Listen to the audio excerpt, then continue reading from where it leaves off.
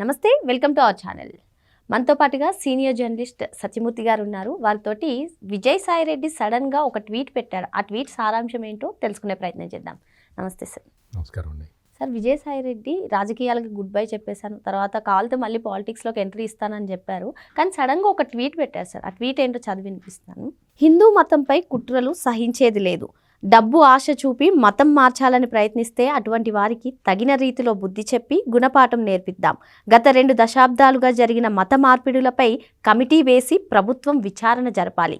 దేశం కోసం, ధర్మం కోసం హిందువుల్లో ఉన్న అన్ని సామాజిక వర్గాలు ఒకటవ్వాలి. ఇదే భారతదేశానికి రక్ష, శ్రీరామ రక్ష అంటూ ఆయన చేసినటువంటి ట్వీట్ని ఏ విధంగా చూడాలంటారు? అసలు సడన్గా ఈ ట్వీట్ ఎందుకు చేశారంటారు? దీని వెనకాల ఏదైనా వ్యూహం ఉందా ఏంటి సార్? ఈ బుద్ధి, ఈ జ్ఞానం ఒక 6 సంవత్సరాల కిందట వచ్చి ఉంటే బాగుండేది. ఈ బుద్ధి, ఈ జ్ఞానం ఆ పెద్ద మనిషికి ఈ వయసుకైనా వచ్చినందుకు ఒక రకంగా సంతోషించాలి. గత 5 సంవత్సరాల జగన్మోహన్ రెడ్డి పాలనలో మొత్తం పక్కనే ఉన్నాడు ఈయన. అన్ని నిర్ణయాల్లో ఈయనదే భాగస్వామ్యం ఉంది. జగన్మోహన్ రెడ్డి దాడులు చేయించినా అందులో ఈయనకి భాగస్వామ్యం ఉంది. జగన్మోహన్ రెడ్డి నేరాలు చేసినా అందులో ఈయనకి భాగస్వామ్యం ఉంది. జగన్మోహన్ రెడ్డి ఘోరాలు చేసినా అందులో ఈయనకి భాగస్వామ్యం ఉంది. జగన్మోహన్ రెడ్డి టైంలో జరిగిన అవినీతి, అక్రమ కార్యకలాపాలలో ఈయనకి భాగస్వామ్యం ఉంది. జగన్మోహన్ రెడ్డి అధికారం కోల్పోయిన తర్వాత బహుశా ఎందుకో మరి వాటాల్లో తేడాలు వచ్చినాయో ఏంటో కానీ జగన్మోహన్ రెడ్డి నుంచి బయటకు వచ్చాడు. జగన్మోహన్ రెడ్డి నుంచి బయటకు వచ్చిన తర్వాత ఆయన పార్టీ నుంచి, కార్యకలాపాల నుంచి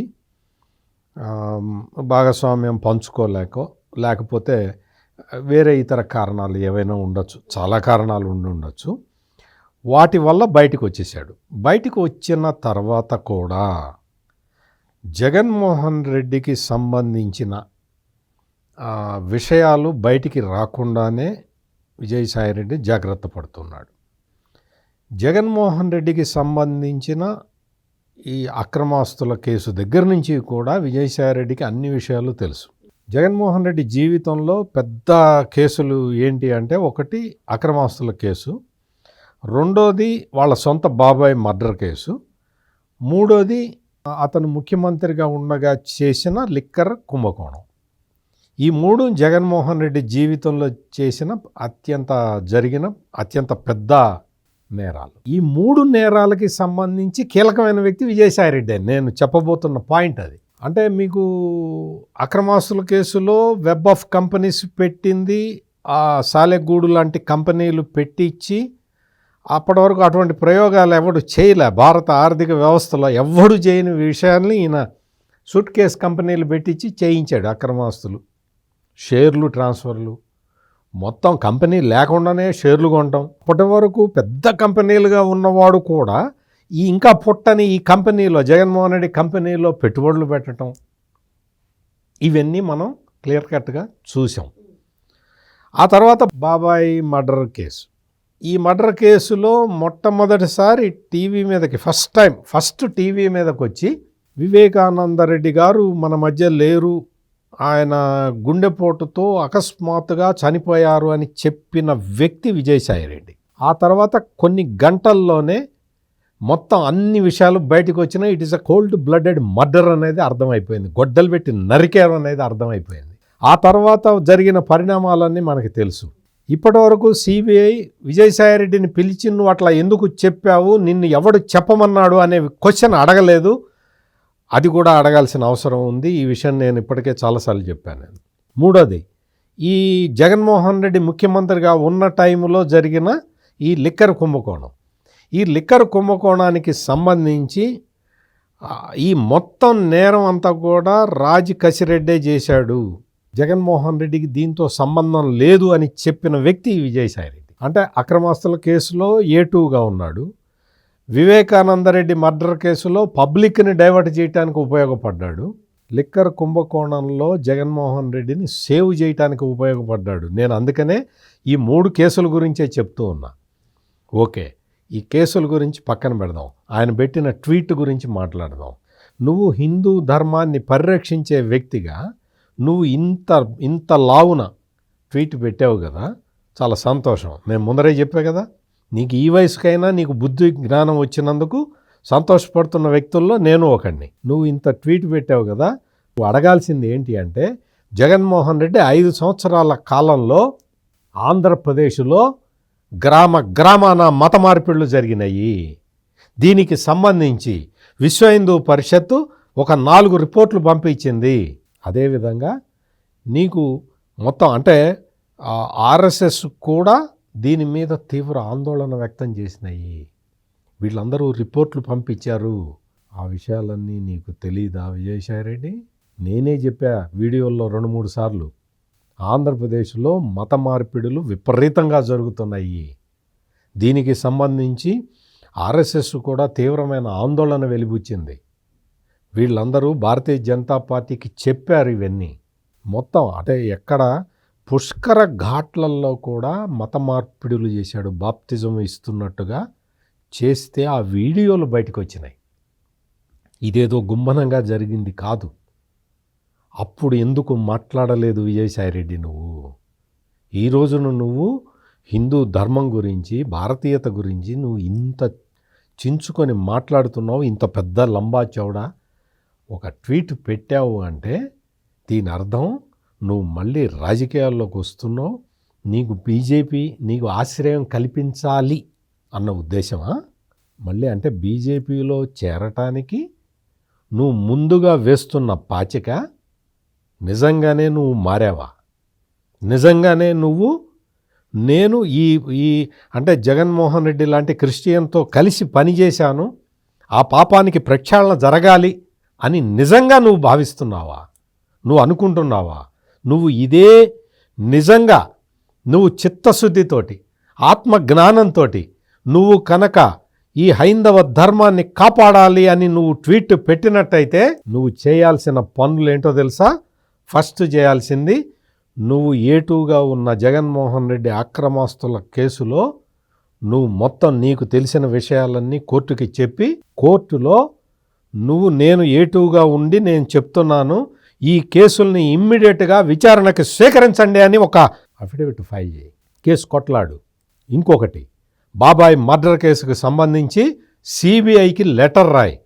నీతోటి వాళ్ళు అడగట్లేదు కదా అని ఇంట్లో కూర్చోవటం కాదు, నీకు ఎవరు చెప్పమన్నారు బాబాయి గుండెపోటుతో చనిపోయాడు అని నీకు ఎవరు చెప్పమన్నారు అనే విషయాన్ని నువ్వు సిబిఐకి లేఖ రాసి ఆ లేఖని పబ్లిక్కి విడుదల చేయి. ఎవరు చెప్పమన్నారు? అప్పటికే తెల్లవారుజామున 3 గంటలకి ఒక ఆయన ఫోన్ చేసి ఇంకొక ఆయనకి చెబితే ఆయన వచ్చి అక్కడున్న విఐపీలకి మేనిఫెస్టో కమిటీలో చెప్పాడు కదా బాబాయ్ ఈజ్ నో మోర్ అని.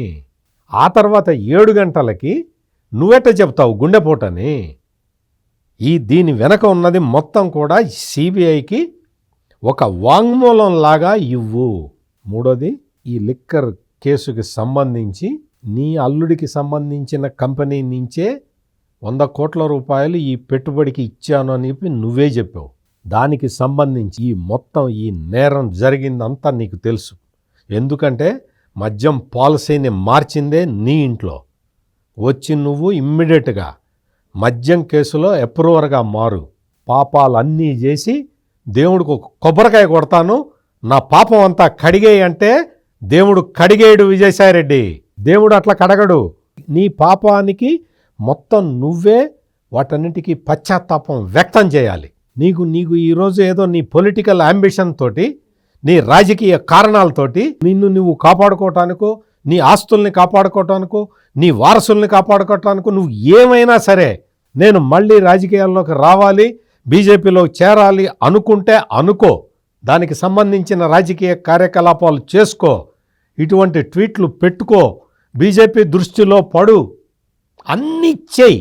కానీ నేను చెప్పిన 3 పనులు చేస్తే తప్ప నువ్వు చేసిన పాపాలకి నిష్కృతి ఉండదు. నేను పాపాలన్నీ చేస్తాను, వచ్చేసి ఇటువంటి ట్వీట్ ఒకటి పెడతాను అంటే నువ్వు పెట్టు, నువ్వు రాజకీయంగా నువ్వు కావాల్సిన పనులన్నీ చేసుకో, నాకేం అభ్యంతరం లేదు.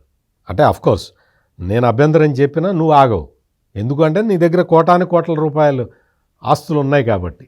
నువ్వు ఏదైనా చెయ్యి, కానీ నువ్వు చేసిన పాపాలన్నీ కూడా ఒక్కొక్కటి నువ్వు ప్రక్షాళన చేసుకుంటూ రా.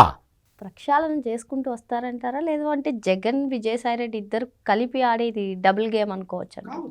ఇప్పుడు విజయసాయిరెడ్డి దేనికైనా సిద్ధం, దేనికైనా రెడీ. నువ్వు జగన్మోహన్ రెడ్డితో పోట్లాడినట్టు నువ్వు జగన్మోహన్ రెడ్డి నీకు ప్రాధాన్యత ఇవ్వకపోవటం వల్ల, ఒక కోటరీ మాటలు జగన్మోహన్ రెడ్డి వినటం వల్ల నేను బయటకు వచ్చాను అని చెప్పావు, నువ్వే చెప్పావు. నీ మాట విన్నంత వరకు జగన్మోహన్ రెడ్డి ఏ నేరం చేసినా సపోర్ట్ చేశావా? నీ మాట వింటలేదు కాబట్టి, నీ కోటరీకి సంబంధించిన మాటలు వింటున్నాడు కాబట్టి నువ్వు బయటకు వచ్చావా? అంటే అంతకు ముందర నువ్వు జగన్మోహన్ రెడ్డితో ఉన్నంత వరకు చేసిన నేరాలన్నీ నేరాలు కాదా? అందుకనే చెప్తున్నా, ఈ ఈ ఈ మొత్తం ఈ డబుల్ స్టాండర్డ్స్ వద్దు విజయసాయి రెడ్డి. వయసు అయిపోతున్నది, నీకు కూడా వయసు అయిపోతుంది. నువ్వు సంపాదించాల్సిందంతా సంపాదించావు. నువ్వు చాలా రాజకీయంగా అసలు నువ్వు యువర్ నథింగ్. అటువంటిది నువ్వు రాజ్యసభలో లీడర్గా ఏదో ఒక పార్టీ నేను కావాలని అంటున్నా. పరకామణి కేసు చిన్న కేసు అన్నాడు కదా జగన్మోహన్ రెడ్డి, అందుకని ఏదో ఒక పార్టీ, ఆ పార్టీకి నువ్వు రాజ్యసభలో లీడర్గా కూడా ఉన్నావు. విజయసాయి రెడ్డి, నువ్వు ఇన్ని కార్యక్రమాలు చేసి ఈ రోజున వచ్చి రాజకీయ అవసరాల కోసం నువ్వు వచ్చి హైందవ ధర్మాన్ని అదేదో పొగుడుతున్నట్టు, ఈ మత మార్పిడిని వ్యతిరేకిస్తున్నట్టు, 20 సంవత్సరాల కాలంలో జరిగినవి కాదు, కరెక్ట్గా జగన్మోహన్ రెడ్డి హయాంలో జరిగిన మత మార్పిడుల మీద ఒక కమిటీ వేయండి అని అడిగినట్టయితే ఈ రోజున నేను ఇన్ని విషయాలు చెప్పుండేవాడిని కాదు విజయసాయి రెడ్డి. నువ్వు కరెక్ట్గా జగన్మోహన్ రెడ్డి ముఖ్యమంత్రి అయిన తర్వాత, ఆ ముఖ్యమంత్రిగా దిగిపోయే వరకు చేసిన మత రాజకీయాల గురించి నువ్వు బయటికి వచ్చి చెబితే నేను అప్రిషియేట్ చేసేవాడిని. అంతకుముందు జగన్మోహన్ రెడ్డి ఎన్నికలు రాగానే షర్మిల భర్త అనిల్ కుమార్ని వాడుకున్నాడు మత ప్రచారానికి. ఆ తర్వాత జగన్మోహన్ రెడ్డి వాళ్ళ మేనత్త ఉంది విమలమ్మ అని, ఆమెని వాడుకున్నాడు. ఆమె మొత్తం బైబిల్ పట్టుకొని మత ప్రచారం చేసింది. విజయలక్ష్మి వాళ్ళ మదరు విజయలక్ష్మి అంతకు ముందర బైబిల్ పట్టుకొని పబ్లిక్లో తిరిగేది. ఆమె పబ్లిక్లో బైబిల్ పట్టుకొని తిరిగితే అధికారంలోకి రాలేకపోయాను అన్న ఉద్దేశంతో తల్లి బైబిల్ పట్టుకొని పబ్లిక్లోకి రావద్దు అని చెప్పాడు జగన్మోహన్ రెడ్డి. ఇవన్నీ ఎందుకు చెప్తున్నానంటే, నీ పార్టీకి సంబంధించని వ్యక్తిని నాకే తెలిస్తే, నువ్వు పార్టీలో ఉన్నవాడివి, నీకు ఇవన్నీ తెలుసు కదా. ఇవన్నీ మత రాజకీయాల కిందకే వస్తాయి కదా. మరి నువ్వు ఆ రోజున అంటే ఇదేదో ఒక 100 సంవత్సరాల కిందటో 200 సంవత్సరాల కిందటో జరిగింది కాదు కదా, కరెక్ట్గా 2 సంవత్సరాలు 3 సంవత్సరాల కిందట జరిగింది కదా. ఆ రోజున ఇవన్నీ ఎందుకు సపోర్ట్ చేశావు? ఈ రోజున వచ్చి నువ్వు విజయసాయి రెడ్డి లాస్ట్గా ఒక్క మాట చెప్తా విను. నువ్వు చెప్పినా నువ్వు చెప్పకపోయినా, నువ్వు హైందవ ధర్మాన్ని నువ్వు కాపాడినా నువ్వు కాపాడకపోయినా, హైందవ ధర్మాన్ని కాపాడటం అంటే ఇంకొక చిన్న ఇది వచ్చింది. భూమన కరుణాకర్ రెడ్డి చెప్పాడు, హైందవ ధర్మాన్ని కాపాడుతున్నది ఈ విశ్వం మొత్తంలో కల్లా ఏకైక వ్యక్తి జగన్మోహన్ రెడ్డిట.